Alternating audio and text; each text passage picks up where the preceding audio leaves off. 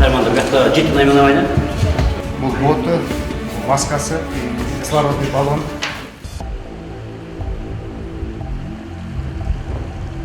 Жыл сайын 20 гектарға шейін, егерде су көп кесті, егерде набауытын өткенде аз болғанда 9 гектарға шейін желет деген қорқынып шығарғанда уже проект дейсіз.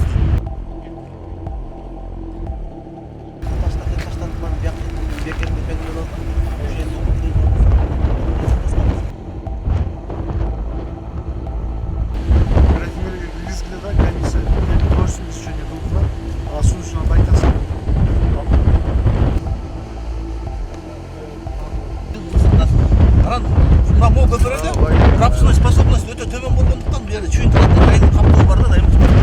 Азыр уақытта жұмыс бүтін аяқталып. Так точно, сцр ЧС, екі объектіде уже жұмыс қызып.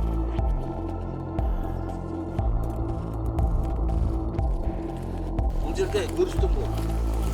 Көрістен берді да.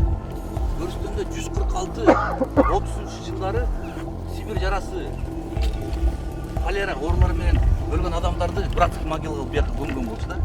Анан суын şu жаққа келіп қалғандан кейін Чүй облысының администрациясы мен Жамбыл облысының администрациясының келісім негізінде 16 январда бұл Көрістенді алып шығу, егер су жеп жатқан болса бұл жерде жанына бар көресіз, су имерілтпей түз қасып кету, 165 метрді біз қасып, пока жейік-бекемді іштерін жүргізу.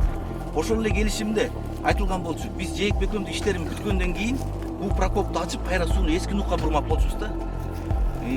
Тилекке каршы каражаттын астына тарсына байланыштуу башка бул жак эметин. Бирок 18-жылы казак тарап бир тараптык сууну кайра ачты берди. Кайра азыр суу бул жак менен кетип атат да.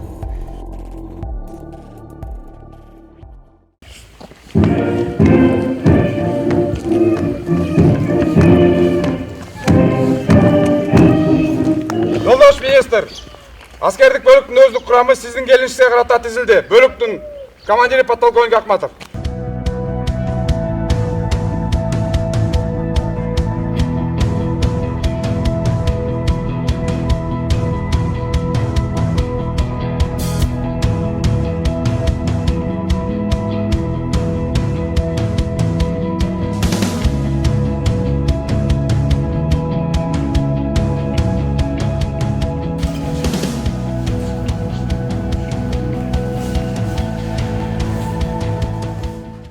Кыргыз Республикасы жаратылышы кооптуу аймакта жайланышкан.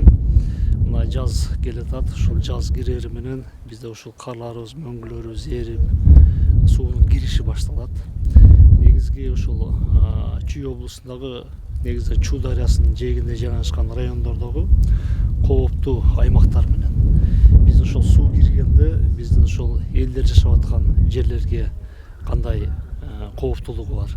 Андан сырткары биздин дыйкандарыбыздын тиги дыйканчылык кылып аткан жерлерин, айдоо жерлерине канчалык деңгээлде кооптуулуктары бар, ошолорду жеринде көрүп, аларга алдын алуу иштерин жүргүзүү максатында анализдерди жүргүзүп, мониторинг жүргүзүп келе жатабыз. Андан сырткары ошол Чүй облусунда жайланышкан өздүк курамы менен дагы таанышып, алардын материалдык техникалык базаларын жеринде көрүп, алар бүгүнкү күндүн талабына жооп бере албайбы, канчалык деңгээлде ушул иш алып барат, ушуларды жакындан таанышуу максатында жеринде барып көрүп, астыбызга пландарды коюп атабыз.